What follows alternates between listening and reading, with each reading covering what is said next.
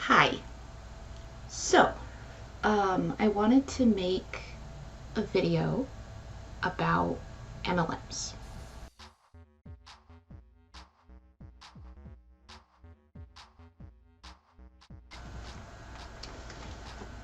So, I haven't been making videos on YouTube for quite a while now. Had a lot of stuff going on, which is fine.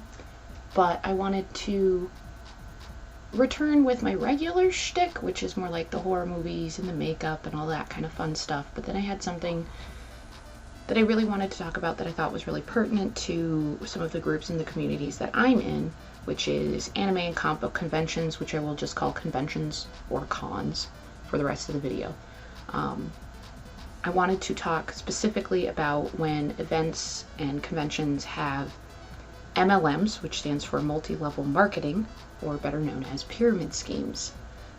So they allow a vendor who sells that kind of item into the con, gives them a table space that of course they pay for, and why I think this is not just bad for the events, but it's bad for the attendees, and it's bad for the other vendors or artists. If you don't know a lot about MLMs or multi-level marketing, direct selling, pyramid schemes, they're all the same thing. I highly recommend a piece that I will link that John Oliver did. That was absolutely fantastic. It touched on some of the biggest, most problematic ones, and talks a lot about mainly the issues that I have with them. There's also another YouTube channel that I follow called Illuminati, who has done some wonderful things on different MLM companies, past and current. Very interesting stuff, so if you want to kind of deep dive and get a bigger sense of that, that is not what I'm going to be focusing on, so I will give you the links to those videos, those channels, so that you have something to go research if you want to. I am by no means an expert on this, but pre-COVID, I was doing 12 to 14 anime conventions a year as a vendor/artist.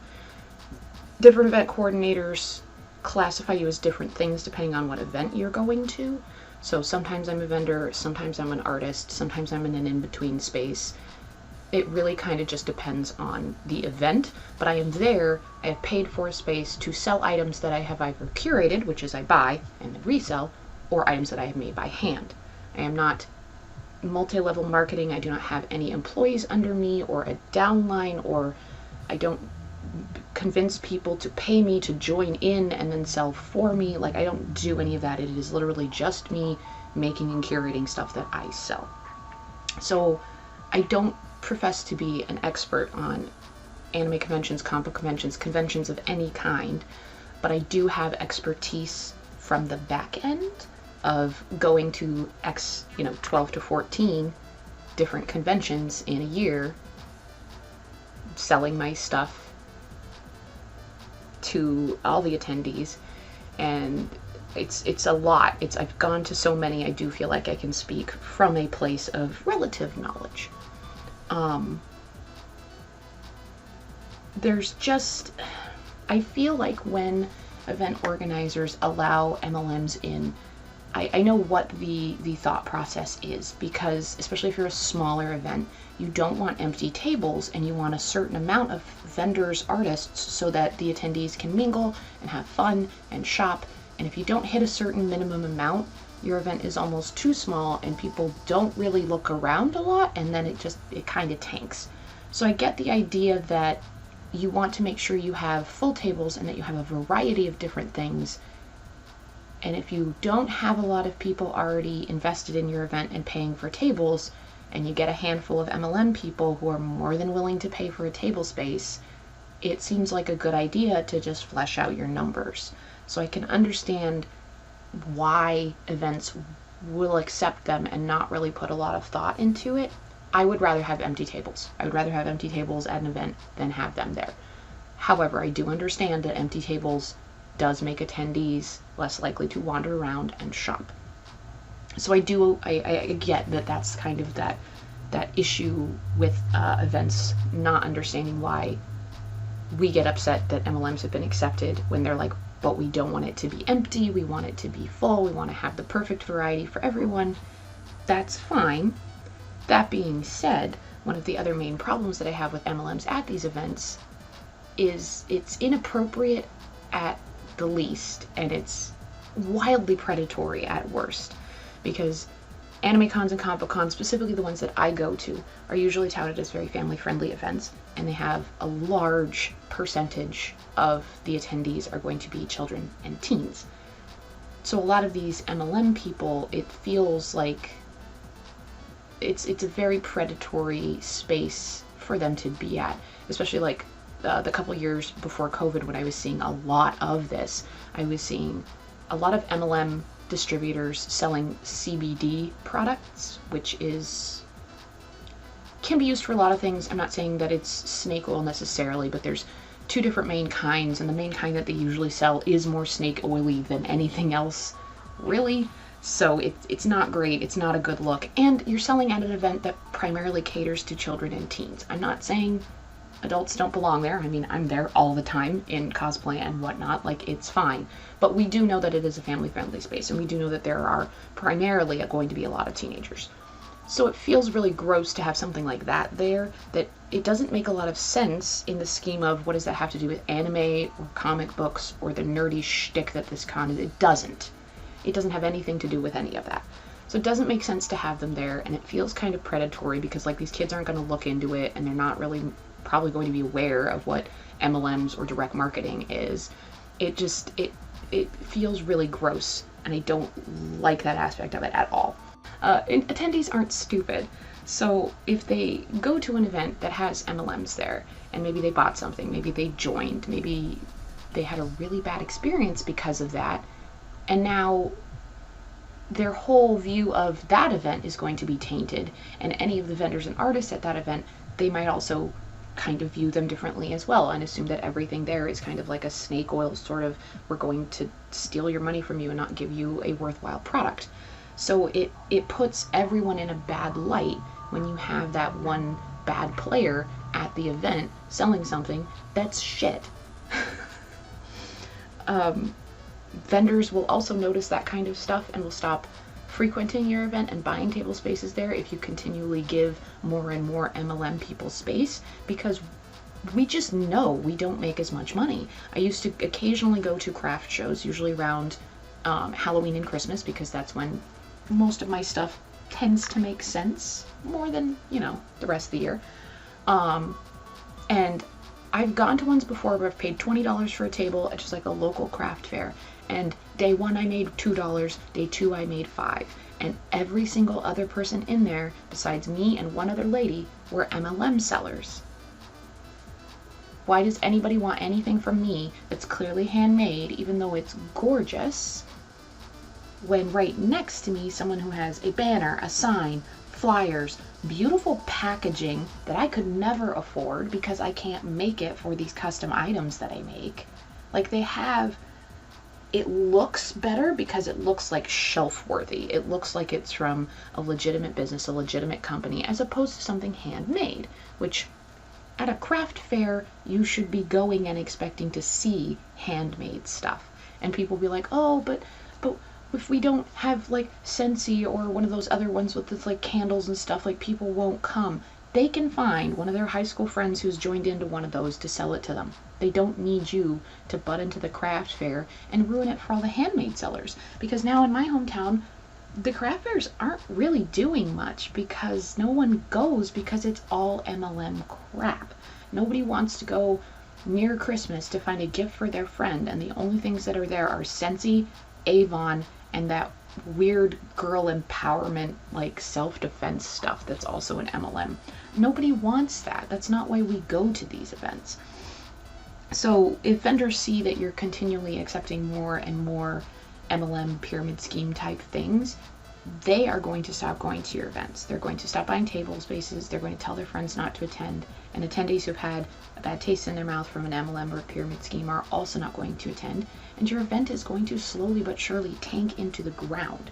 So you're going to be more desperate to get people to fill those tables than you were at the start when you accepted a couple MLMs and you went down this road.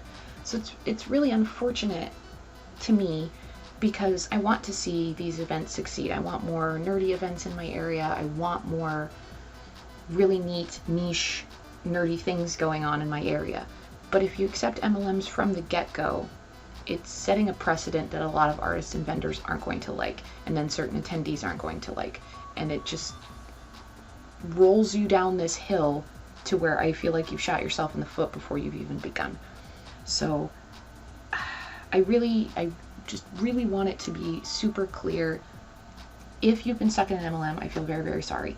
And I don't think that's anything really to be ashamed of, because these companies are very, very good at preying on people who are in a vulnerable state of mind or a vulnerable state of their income, economy, whatever you want to call it. So I don't feel like you need to feel shame for getting stuck into something like that. They're built perfectly to prey on people and get them sucked into it. Like, that's why they're still around. I don't want you to think that I'm shitting on the everyman here. I'm shitting on the larger company because I hate them, and it's predatory and it's gross. And if you want to make something and sell it and work your ass off and don't worry too much about it. But I want event coordinators to know why we don't like that and why we're vocal about not wanting to be part of your event if you accept a certain amount of them. Like, I can understand if you have 50 to 100 tables and you have one LuLaRoe legging seller. Sure. Fine.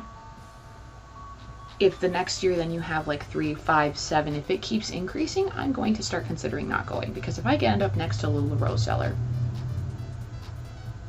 and I've been next to LuLaRoe sellers before, you know what, usually they're lovely, but it's still an MLM, and it still has the trappings of legitimate business, so it makes everything around them look subpar in a way, even though it's not. It tricks people, and I don't like that, and it tricks people in such a way that it ruins something that I hold very dear to my heart, that is also my livelihood. I don't want anime and comic book conventions to die because they've decided to accept pyramid scheme people into the fold, as it were.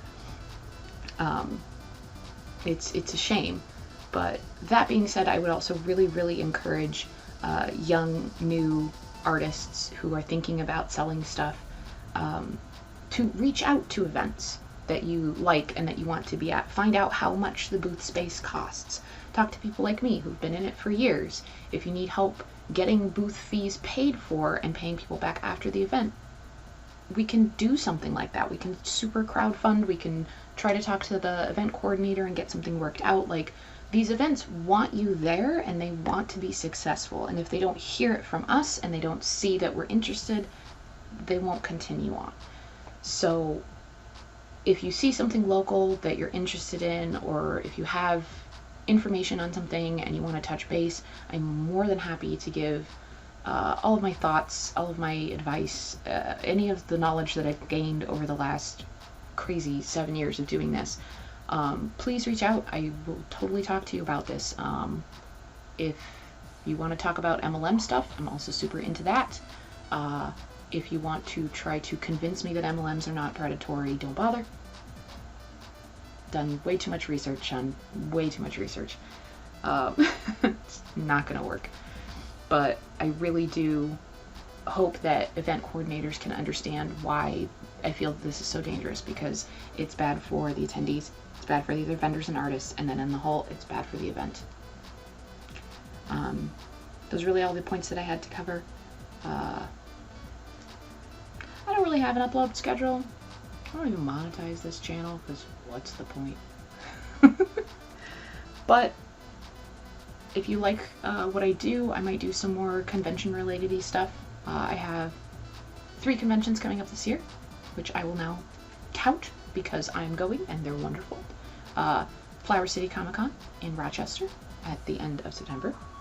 Retro Game Con in Syracuse, close to the end of October. Saratoga Springs Comic Con in mid-November, I want to say, in Saratoga Springs. Those are my 3. I usually stop at November because of where I live.